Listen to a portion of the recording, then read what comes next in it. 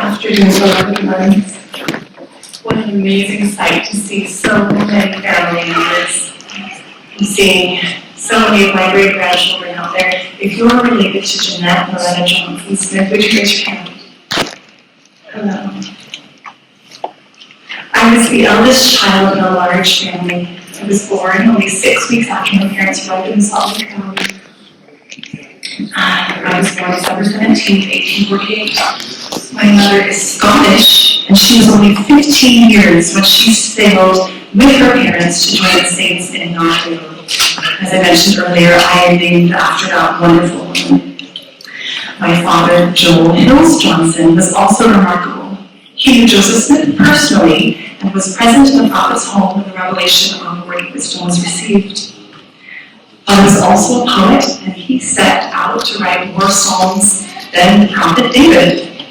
You are familiar with the beautiful poem, High on the Mountaintop, that we sang together this morning. Father composed one other hymn in the hymn book, though you may be less familiar with it. The glorious gospel light has shone. Father and Mother saw to it that music and poetry were infused into every aspect of my life. And I would greet the morning light in song, and it would be very common for me to sing as I worked and interacted with others. The glorious gospel light has shone in this thunderous day, with such intelligence that none from truth may turn away. Such beauty that my parents surrounded my siblings with, that I sought to bring to my own family. Once settling here until my father helped colonize 11 different communities out of the desert, and I grew up right here in Paramount, or in Fort Johnson, as I mentioned earlier. I wore my very first calico dress and beautiful buckskin moccasins that my mother made in the 24th of July parade. Along with the Sunday school class, we strewn flowers in front of President Brigham Young when he came to town. Everyone in my family learned to work hard. We had to, of course, learn to spin and card and weave. I wove all of the cloth from my trousseau, so that included tablecloths and bedding and towels, all kinds of everything that was needed. I even made my own wedding dress from the wool from my father's sheep. My wedding, I had so very many suitors, but I didn't consider anyone seriously until Jesse came to court me. I was 18 years old when he proposed to me in my father's apple orchard. I accepted him on one condition, that it would be agreeable to his wife, Emmy, because sadly at this point, Margaret had passed away.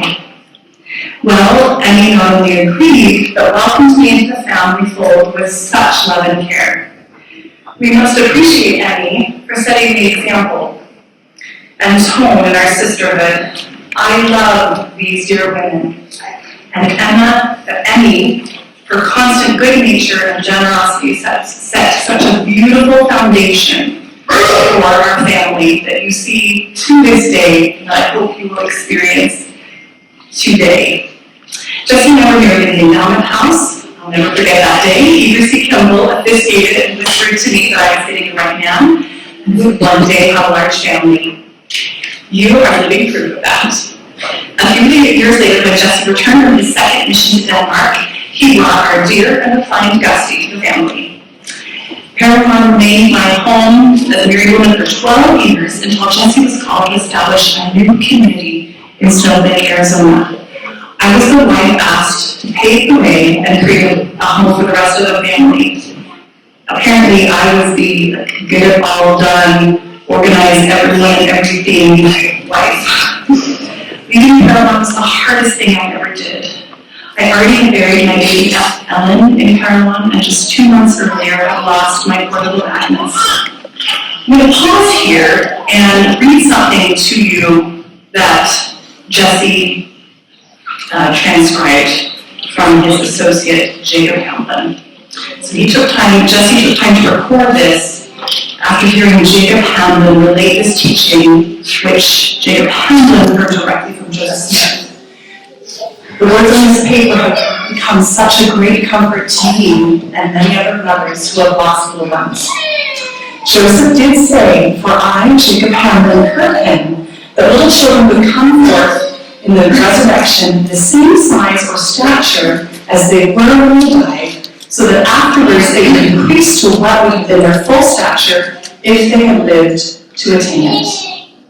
You can go see this very note in the church history library in Salt Lake City. So it was very hard for me to leave those two little graves behind.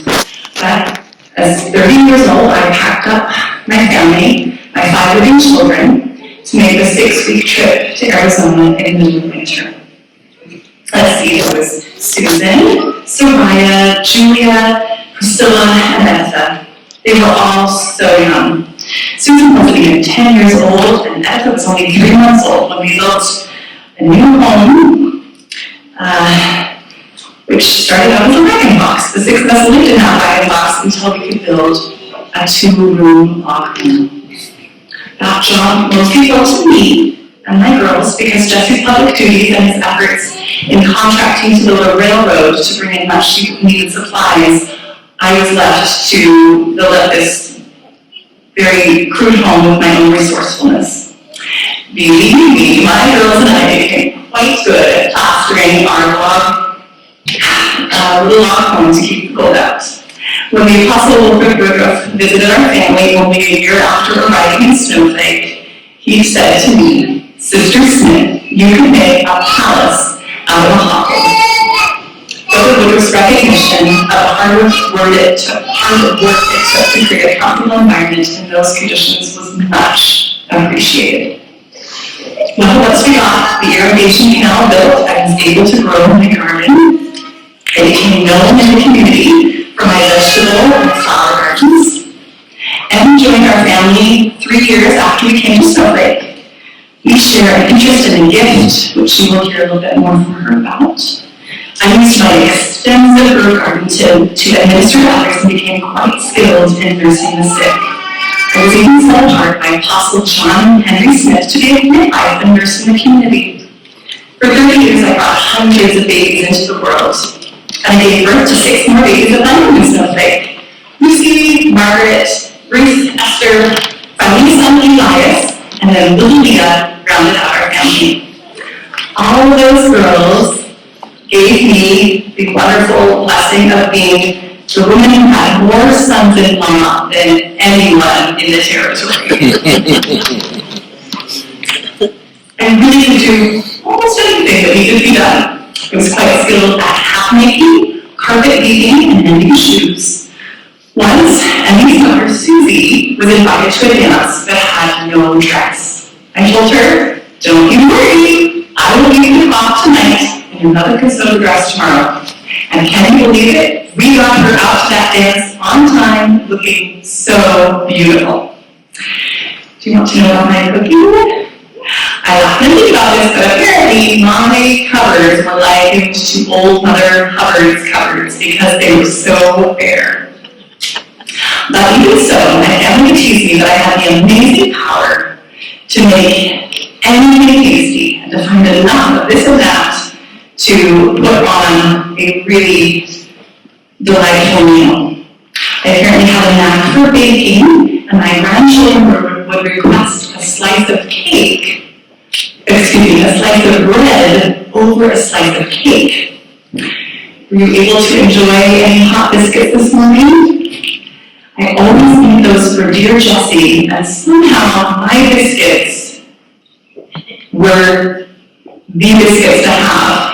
On the nights that Jessie would come eat at my home, I would of course make those biscuits, and other children from other houses would find reasons to come over just to have those biscuits.